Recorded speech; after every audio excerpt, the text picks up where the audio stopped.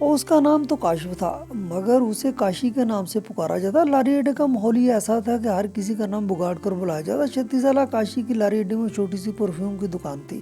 دکان اس کی اتنی زیادہ چلتی نہیں تھی، مگر وہ خود ایک چلتا پھرتا پرزا تھا۔ اکثر بسیں اور ویگنیں تھوڑی دیر کے لیے اس کی دکان کے پاس رکتی تو وہ دکان سے اٹھ کر مختلف آئٹم کی آواز گلاتا۔ اس طرح کچھ سواریاں اپنی مطلوبہ اشیاء بتا دیتی اور وہ انہیں فروخت کر دیتا۔ بہت ہی ہوشیار، چلاک، تیز قسم کا بندہ تھا، جبکہ اس کی 25 سالہ بیوی رابعہ بہت سیدھی سادی، شریف اور معصوم سی تھی۔ صرف 8 باتیں پاس تھی، مگر تھی بھلا کی خوبصورت۔ سب سے بڑی بات، اس کی آواز بہت سریلی تھی اور دل موہ لینے والی تھی۔ رابعہ نے غریب گھرانے میں جنم لیا اور غربت زدہ ماحول میں پرورش پائی، اور دوسری لڑکیوں کی طرح اس کے خواب بہت اونچے تھے، مگر یہاں خواب کہاں پورے ہوتے ہیں۔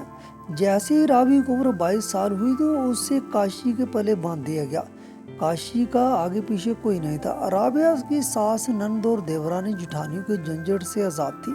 ایک کمرہ، باتھ روم، باورچی خانہ اور چھوٹے سے صحن پر مشتمل کرائے کے مکان میں کاشی کے ساتھ اسے رہتے ہوئے 6 سال ہو گئے تھے، جہاں اسے کوئی دکھ تکلیف تو نہیں تھی، مگر کوئی خاص سکھ بھی نہیں تھا۔ وہ ابھی تک اولاد کی نعمت سے محروم تھی۔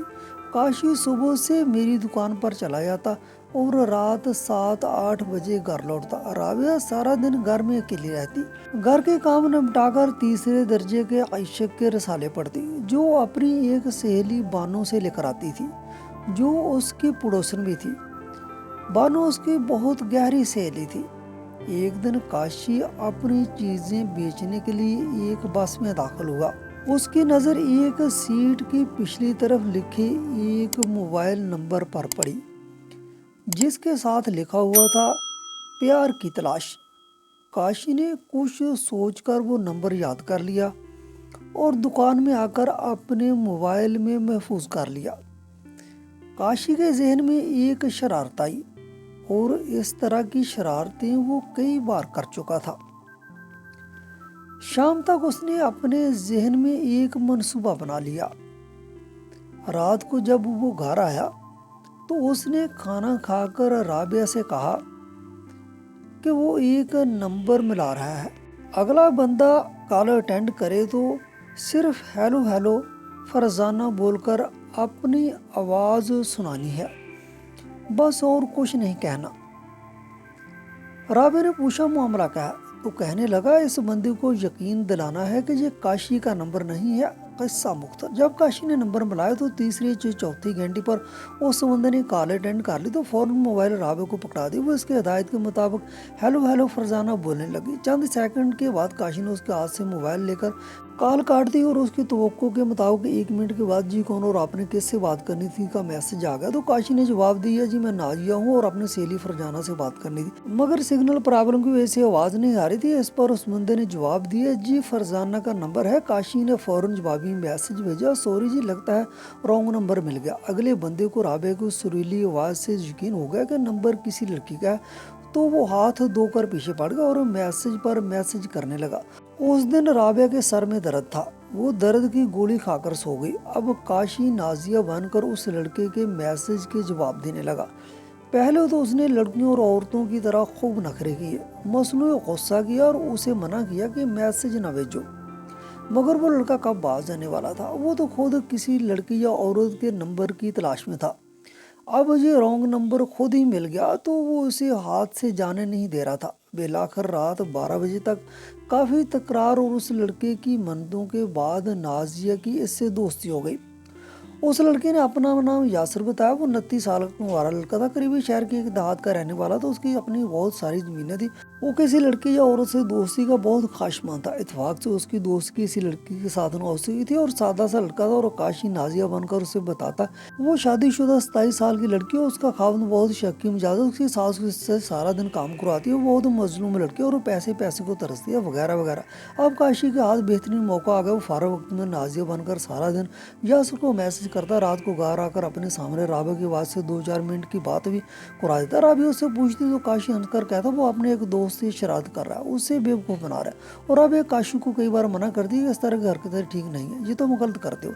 लेकिन काशी कहाँ बाज आने वाला था। अब हर दूसरे दिन 100 रुपये का मोबाइल बैलेंस यासर से मंगवाता, मुख्तलिफ बहानों से हज़ारों रुपये बजरिया इजी पैसे मंगवाता, जिसके जरिए वो राबिया के शनाख्ती कार्ड नंबर भेजता ताकि अगर वो तस्दीक भी करवाए तो औरत का नाम ही पता चले। इन रुपयों से ढेर सारा फल चटपटे खाने राबिया के लिए सूट वगैरह लेकर आता। राबिया पूछती, वो कहता है मेरी जान बस ऐश कर मत सोचा कर। राबिया के पुरजोर इसरार पर एक दिन काशी ने उसे सारी बात बता दी। क्या चक्कर मामला? काशी ने कहा कि राबिया तुम जितनी मिठास से बात करोगे वो उतना ही ज्यादा पैसा भेजेगा। एक दिन काशी ने यासर का नंबर मिलाया और मोबाइल राबिया को पकड़ाकर हिदायत की कि खूब प्यार मोहब्बत से बात करना। अब राबिया पूरी बात समझ चुकी थी। घटिया दर्जे के इश्क रसाले पढ़ कर उसे भी आशिकाना जुमले बोलने आ गए थे। जैसे ही यासर ने कॉल अटेंड की तो काशी को कोई मिलने आ गया, वो उसे मिलने चला गया। जब गए राबिया उससे बात करती रही। 10 मिनट के बाद काशी वापस कमरे में आया तो राबिया ने कहा, अच्छा यासर फिर बात हो गई, मेरे शोहर घर आ गए, कहकर उसने कॉल काट दी और मोबाइल काशी को पकड़ा दिया। अगले दिन यासर ने काशी को 3000 रुपये बजरिया इजी पैसा भेजे। काशी बहुत खुश था कि वो यासर को बेवकूफ़ बनाकर उसे पैसे लूट रहा है। उसका प्रोग्राम था कि मजीद कुछ और पैसे लेकर ये खेल खत्म कर देगा और अपनी ये सिम बंद करवा देगा। मगर उससे पहले ही यासर का मोबाइल बंद मिलने लगा और ढेरों मैसेज भेजता मगर कोई जवाब न मिलता। इसी तरह कॉल मिलाता तो नंबर आ मिलता। काशी बहुत परेशान और मायूस होगा क्योंकि उसकी मुफ्त की अच्छी खासी आमदनी बंद हो गई थी और पूरा महीना यासर का नंबर मिलाता रहा मगर सोया मायूसी को उसके हाथ क्वेश्चन आया। एक दिन काशी रात को घर आया तो राबिया घर में नहीं थी।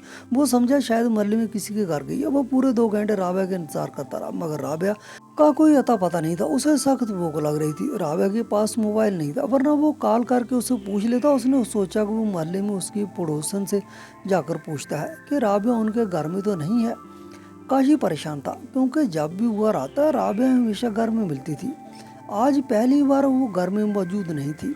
अभी वो यही सोचों में गुम था कि उसके मोबाइल की बेल बजने लगी। कोई नया नंबर था। उसने कॉल अटेंड करने वाले ने सलाम किया। हाल चाल पूछने के बाद कहा, काशी तुम यकीन घर पहुंच चुके होगे और राबिया को घर में ना पाकर परेशान हो रहे होगे। काशी ने जवाब दिया, हाँ मगर तुम कौन हो और राबिया के बारे में कैसे जानते हो? फिर उस बंदे ने जवाब दिया, मिस्टर काशी आराम से मेरी बात सुनो, मैं यासर बोल रहा हूँ और राबिया इस वक्त मेरे पास बैठी है, लो इससे बात करो। तो उधर से राबिया की आवाज़ सुनाई दी। काशी ने कहा, वो राबिया है और उसका घर हमेशा हमेशा के लिए छोड़ा ही है। इतना सुनना था कि काशी गुस्से से तिलमिला उठा और गुस्से में बकने लगा कि क्या बकवास कर रही हो। राबिया कहने लगी, वो बकवास नहीं कर रही, मुझे यासर से सचमुच प्यार हो गया। तुमने तो यासर को बेवकूफ़ बनाने के लिए जो खेल शुरू किया था उसका ड्राप सीन तो होना ही था।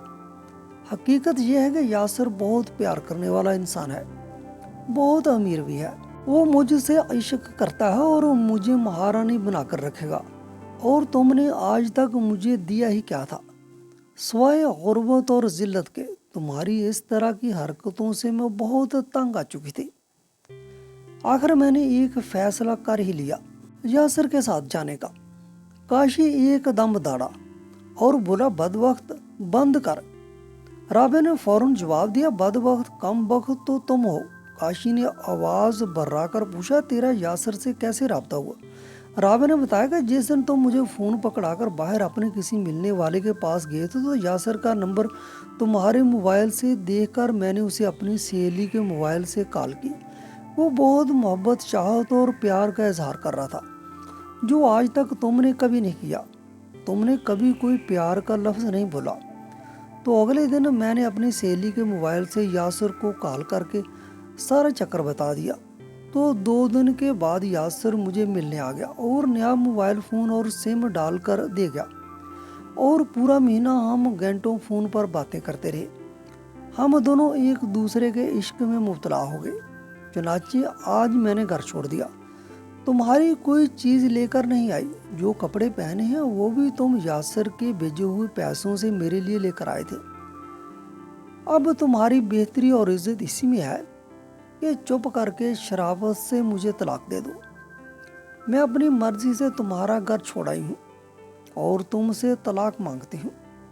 अगर तलाक नहीं दोगे तो अदालत में खुला का मुकदमा दर्ज कर दूंगी और तुम्हें पूरे शहर में बदनाम कर दूंगी। सुबह 11 बजे यासर तुम्हारे पास लारी अड्डे में आएगा और उसे तलाकनामा पकड़ा देना। और हाँ, कोई होशियारी और चालाकी दिखाने की कोशिश ना करना, वरना हर हाल में तुम ही नुकसान उठाओगे। ये सुनकर काशी के पैरों तले से जमीन निकल गई। उसने लरजती लड़खड़ाती जुबान से पूछा, राबे ये तुम्हारा आखिरी फैसला है? राबे ने जवाब दिया, हाँ ये मेरा आखिरी और अटल फैसला है। हम दोनों ने एक दूसरे का प्यार पा लिया। ये कहकर उसने मोबाइल यासर को पकड़ा दिया।